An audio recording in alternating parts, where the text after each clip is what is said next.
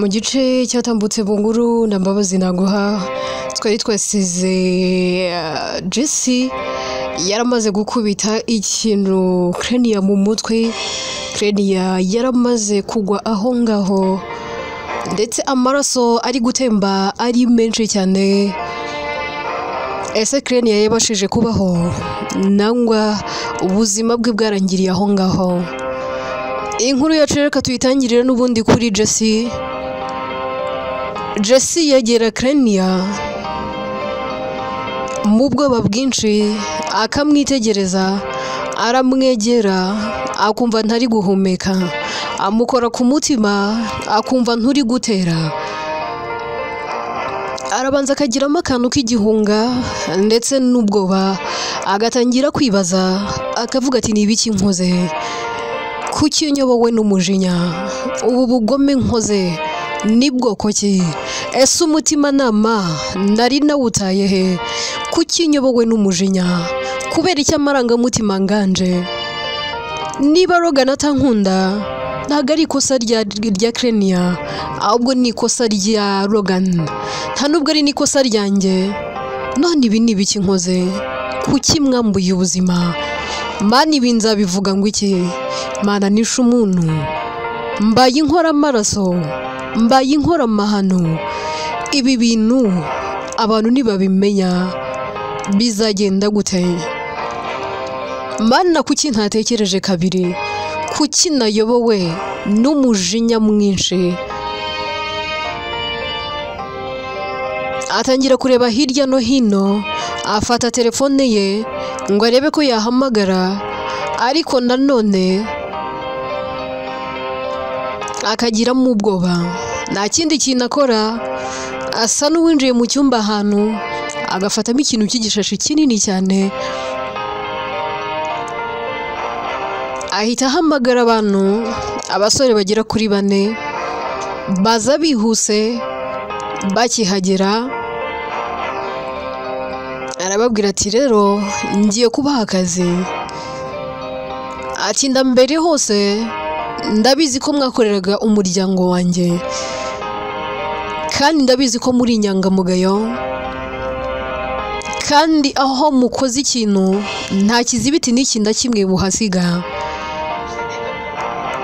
Ibintu nkoze ntago mbyiyumvisha, nta nubwo ndi gutekereza ku kintu nkoze. Umwe muri abo basore yitegereza Jessie akamubwira ati ariko se mbere na mbere mabuja ukoze iki ko numva uri kutubwira n'icyo ukoze? Nawe se wishe umuntu? Jessie ati bihorere, ibintu nkoze ni amahano. Umusore ahera akamubwira ati cyakora karande yaba ari mbi. Ati nawe waba ubikoze se? Nuko waba ubigenje? Jessie tushatse kuvuga iki? Kuki uvuze ngo karande ni mbi? Undi ati mabuja nazanywe hano n'akazi, ntago nzanywe hano no kuguha amakuru. Mbwira ushaka ko tugukorera iki? Jessie arababwira ati ahubwo muranyishyuza ngahe? Ndabahereza amafaranga angana iki? Ndata ariko ubwo nyine uraduhereza miliyoni 20. Jessie ati ayo mafaranga ndi menshi ntago nayabona. Abandi ati nyine banza utubwira ako kazi, ariko ndabizi ntago turi bujye munsi yazo. Jessie arababwira bakinjira, abereka ahantu Crania bari yamye, akavuga ati ndashaka ko mujya kujugunya uyo murambo. Nako nubwo nshaka ko muwujugunye, mugende mushake acide, ndabizi neza muri iyo nzira hari umurambo w'uyenge, udusigisigi turi busigare, mujye gushaka ahantu mutujugunye. Abandi ati turabyumva mabuja, n'ubundi ibyo ni ibyacu, si n'ubwa mbere umuryango wawe twaba tuwukoreye ibi, kuko si wowe wenyine, ari sokuru wawe twarabimukoreye ndetse na papa wawe, rero ntabwo ari wowe wenyine. Jessie ati ngo iki? Amakuru muri kumbwira n'ubwa mbere ibi bintu nabyumva, ndatumbyara nawe si ibi byamubayeho? Wata ariko twaje mu kazi ntabwo twaje kuguha amakuru.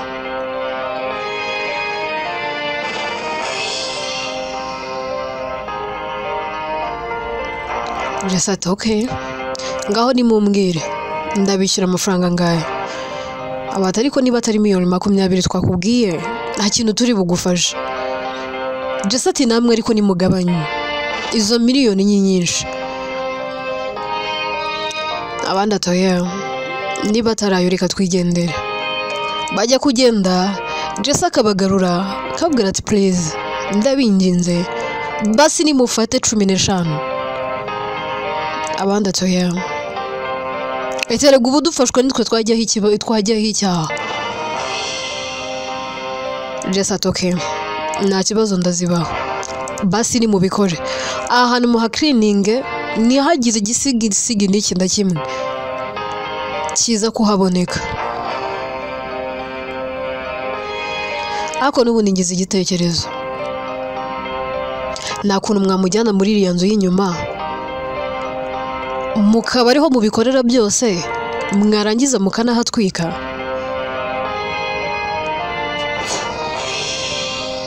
Abandi ati nta kibazo keretse icyo udashaka, icyo ushaka nicyo turi bukore. None se ko turi kugendera mu mategeko yawe kandi amafaranga ari wowe n'ayawe n'ubundi twe nta kibazo, ibyo ushaka nibyo turi buze gukora.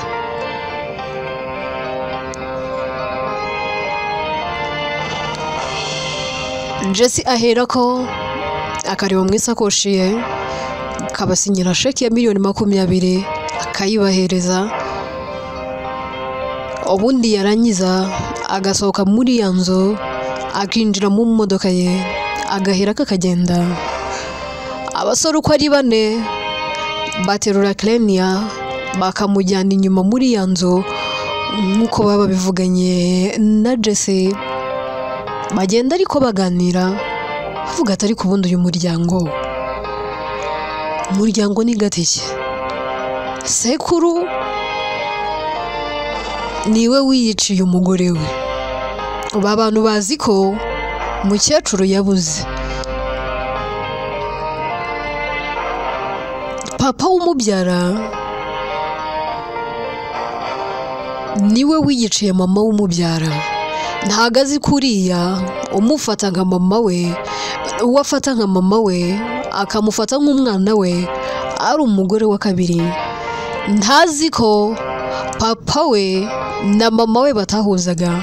Ubu ndi kwibaza uyu noneho yambuye ubuzima we baba bapfanike.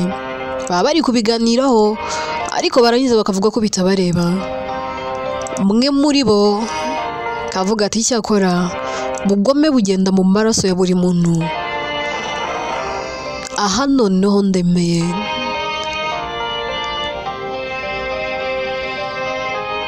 Twigarukire kwa muganga kuri Deborah.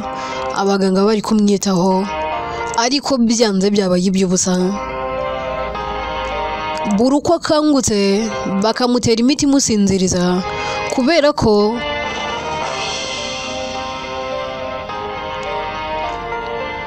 yabaga ari gutera akaduruvayo mu bitaro hose.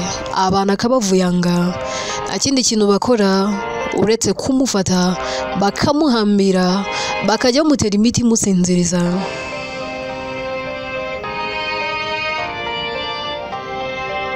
Gloria we biba byamurenze. Kari abareba Gloria yanareba Deborah amarira gatemba. Batangira gusenga bambaza Imana bavuga ati Imana niba kumukiza bidashoboka basi muruhure. Aho bigeze niba gukira bidakunda aho kugira ngo akomeze anyure muri ubu buribwe natwe dukomeze tubabare. Mana muruhure. Ahari byarutwa, ahari byadufasha. Yego twababara ariko nanone ibi biteye agahinda kurushaho.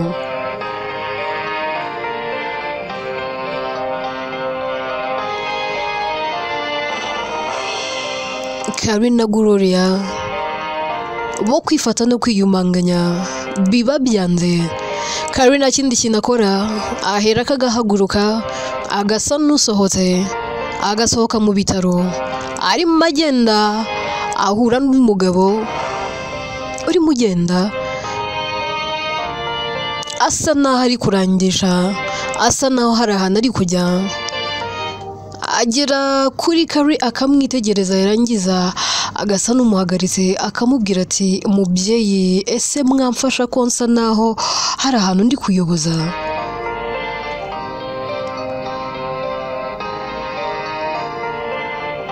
Carrie mu gahinda kenshi ntaba abasha kuvuga, ariko ariyumanganya akegera wa mugabo akamubwira ati muraho. Undi ati muraho neza. Ati none se wamfasha?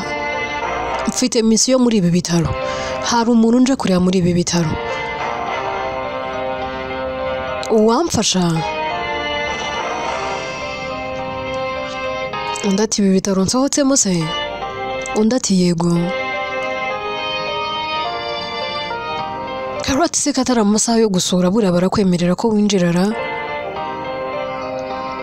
Undi ati biraza gukunda yewe, njye mfite ikinzanye kandi ngomba kuva aha ngaha gikunze. Carrie ati se waje gukora iki? Umugabo ati njye naje ku murimo, hari icyo nje gukora, ntago naherukaga muri ibi bitaro, ubundi nza aha ngaha natumwe, rero n'ubundi nje kuri misiyo. Carrie ati okay, none se uwo imisiyo uziho ni bwoko ki? Hari umuntu uje gusura muri ibi bitaro? Undi ati bisa nabyo. Undi akamubaza ati se uwo muntu uje kureba basuze ahantu aherereye? Undi ati byihorere, wowe gusa mfasha, mfite ukuntu ndi bubigenze, ndaza kumugeraho, nanjye n'ubwa mbere ngiye kumubona. Carrie ati ntabwo bishoboka. Ibyo bintu se bibaho? Uje gusura umuntu ari ubwa mbere? Ni umufamiliye wawe se? Undi ati mukobwa mwiza, wikomeza kumbaza ibintu byinshi, mfite igihe gitoya, rero mfasha. Carrie ati okay. Ariyumanganya agahera kakagaruka inyuma, bagera kuri gate, kwinjira bikabanza kugorana. Carrie we kuko aba afite akantu karanga ko inshuro nyinshi aba ari muri ibyo bitaro, we kwinjira biroroha. Akomeza kuganiriza abasekirite bari aho, akavuga ati nimwihangane, ntabwo ari butinde, turi kumwe, ni ibintu ngiye kumuhereza. Bibanza kugorana ariko bikarangira bombi binjiranye.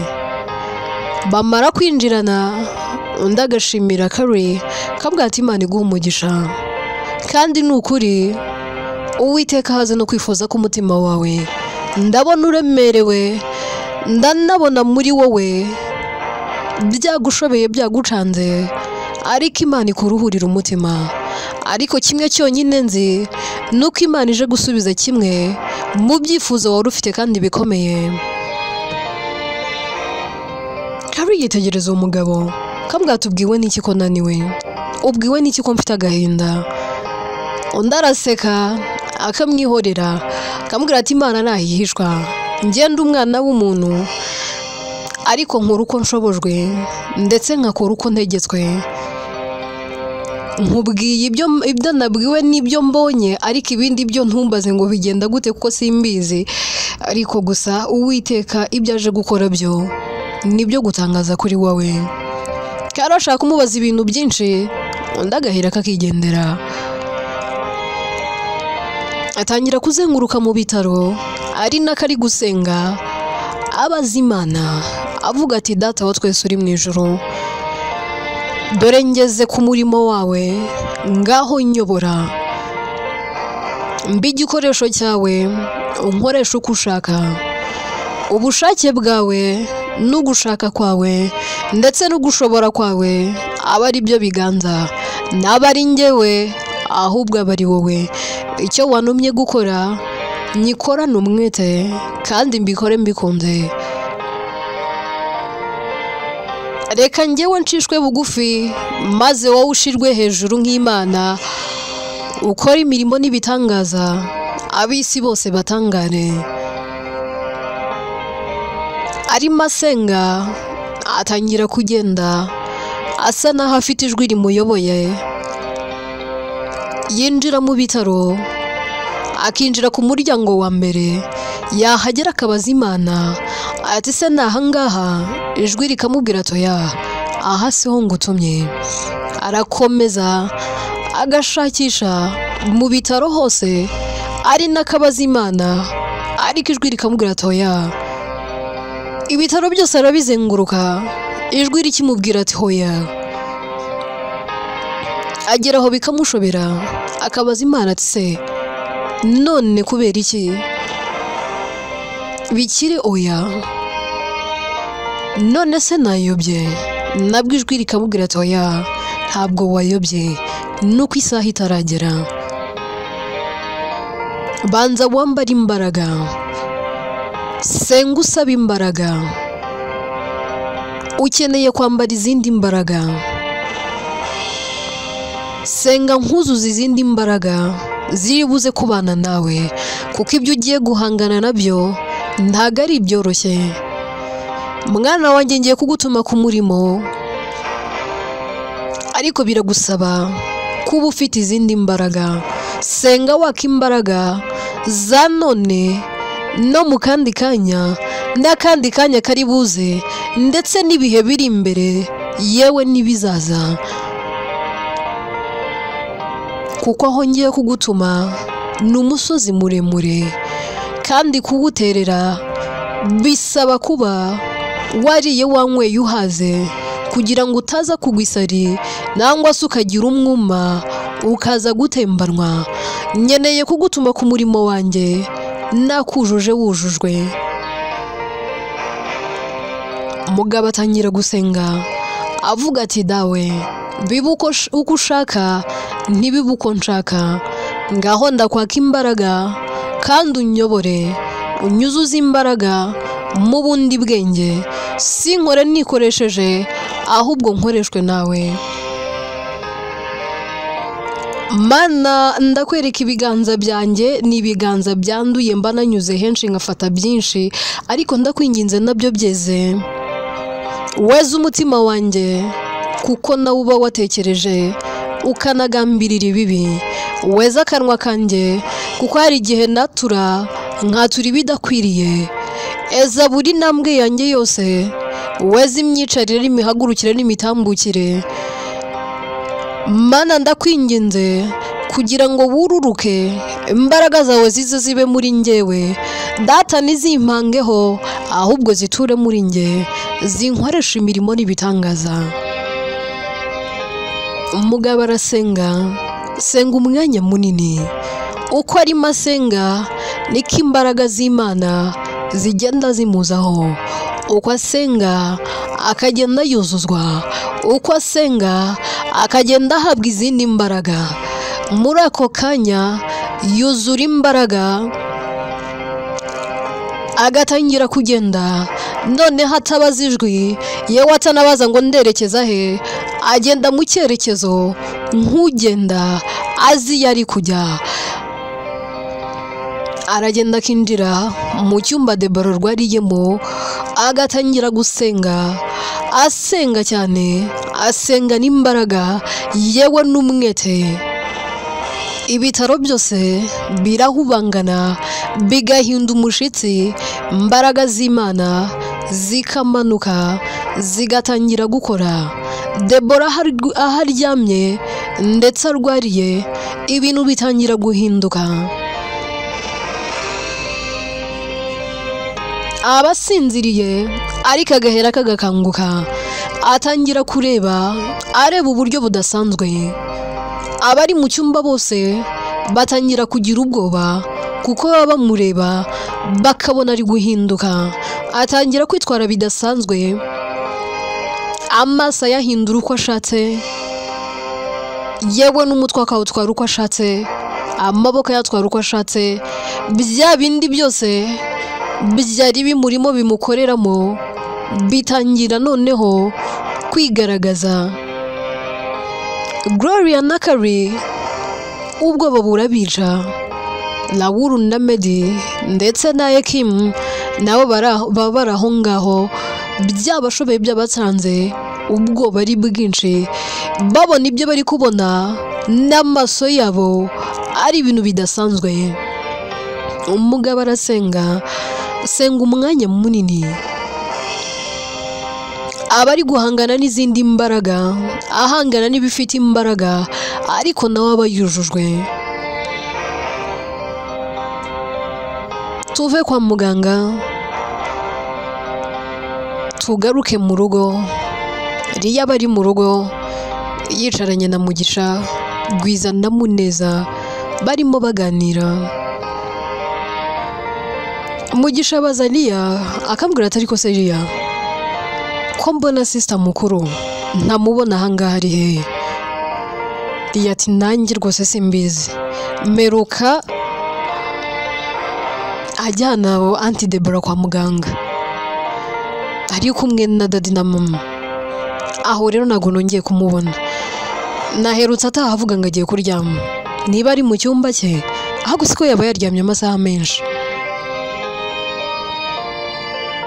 Mugisha atari ntago bisanzwe rwose ko Krenia yaba azi ko turi buze hano akamara aya masaha yose, kandi ikindi twari twaganiriye nawe twamubwiye ko turi buze kumusura. Ikindi mushiki wacu arabizi ko tumukunda, ntago yakabaye atari hano. Yatirika nze njye mu cyumba cye ndebe. Muneza ahiraka akamubwira ati nta mpamvu, reka nigireyo. Liya ati genda, harara se ntuhaze. Undi ahiraka akazamuka aragenda, yagera ku cyumba akabanza agakomanga, ahamagara Krenia ariko akabura umusubiza. Tangira kuvuga ariko se muvande, usigaye uryama niwumve ko n'abantu bari kugukomangira? Basi byuka, kingura, twaje kukureba. Se nta nubwo wari udukumbuye? Twe twari tugukumbuye. Arivugisha ntakamenye ko nta muntu uri kumwumva. Agera aho ngaho agafungura, akumva urugi ntirufunze. Arafungura yareba mu cyumba kabona nta muntu urimo. Ahera kakiseka kavuga ati mana yanjye, ibaze niba hari umuntu wari uri kunyumva n'ukuntu nitapaguye hano.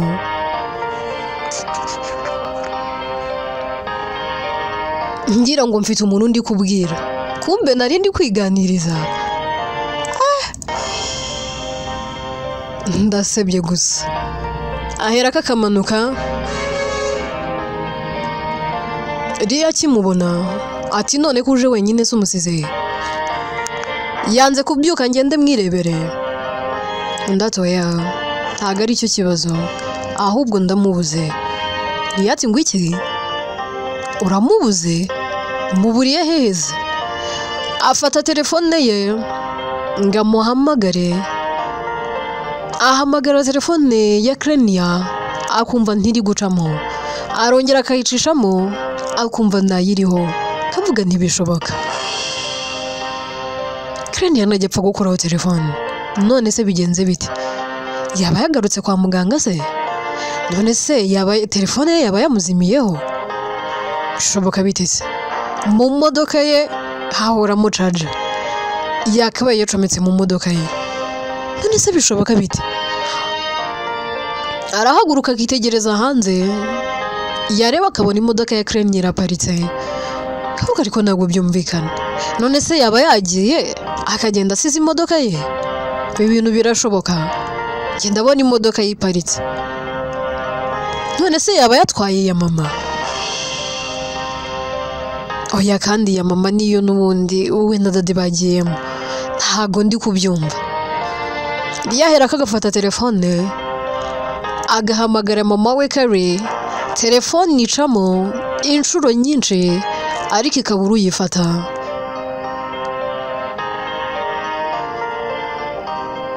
Ahera akagahamagara papa we, nawe yamuhamagara. Telefone igacamo ariko ikabura uyifata. Nta kindi kintu akora, ahamagara Kim nawe igacamo ariko ntiyitabe. Ahera akagahamagara Medi ariko nawe bikaba iby'ubusa. Yatangira kugiramo ikintu cy'igihunga, akareba muri telefone kavuga ati harya ubundi ubu namba ya Aunty Gloria ndayigirara? areba muri telefone ye ariko agasanga nayo arasa naho atagifite, yarangiza akareba muri nimero zose zamuhamagaye ngo arebe ko ayibonamo ariko akayibura. Yibuka ko Debora yigeze kumuhamagara akareba muri telefone ariko ntabashe kumenya ngo iyi namba ni iya Debora. Biramushobera agatangira kwibaza ibintu byinshi, ubwoba baba bwinshi, tangira kubwira abasaza be ati ndumva ngize ubwoba, ndumva ntangiye kugira igihunga. Ese aho ngaho haba hari icyabaye, haba hari ikintu kitagenze neza, ntabwo byumvikana. Ese aho Debora hari ikintu cyaba cyamubayeho? Sinumva ukuntu Kirenia yakuraho telefone ye ngahamagara na mama na papa ntihagire n'uyu n'umwe unyitaba, ngahamagara anko niyitabe, ngahamagara Aunt Ekim nawe niyitabe. Ibi bintu ntibyumvikana, hari ikintu kitari kugenda neza. Nta kindi kintu Ria akora, abwira abasaza be akababwira ati ibi bintu ntabwo natuza, reka nitegure tugende. Ariko nta n'impamvu yo kwitegura, reka ndebe ko mbona urufunguzo rw'imodoka ye.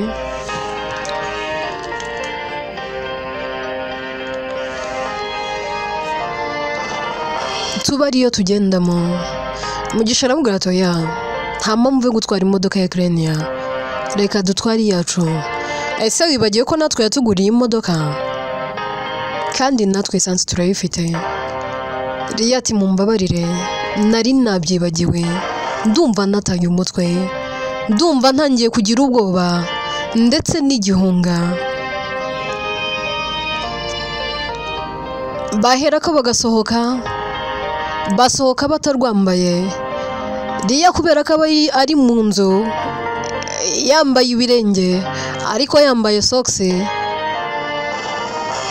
ndetse aba yambaye na pinjama kuko aba yibereye mu rugo, nta nubwo yibuka ko yambaye pinjama nangwa se imyenda yo kurarana.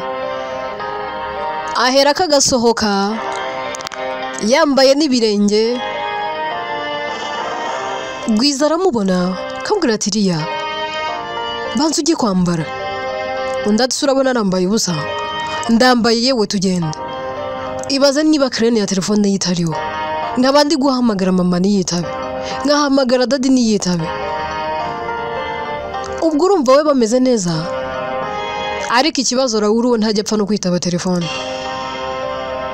Muri iyi minsi sinzi ikibazo afite, ariko se na Kari Mugisha atariko se n'ubu ngubu nturakira kuvuga papa na mama, uracyavuga Raoul na Kari? Ria ati none se siko bitwa? Umwe ni Raoul undi ni Kari. Ndetse ariko n'ababyeyi bawe. Undi ati ibyo si byo nyibutsa, ndabizi ariko ibinyanguhira no kuvuga Raoul na Kari. Ahera kagafungura umuryango w'imodoka, bakamubwira ati ariko se wambaye n'ibirenge nta n'inkweto uzanye? Undi ati ibyo ntacyo bimbwiye, yewe tugende. Bahera ko bakinjira mu modoka. Ria bayibagiwe no guhamagara umukozi ngaza bafungurire yongera afunge. Binjira mu modoka bakibuka ko ntawo kubafungurira igipangu hari. Ria sohoka mubwira bwinshi, agenda yiruka ajya kureba umukozi akabwira ati mbabarira mu madakika make, n'idakika nkeya cyane, ngwino dufungurira umuryango twe turagiye.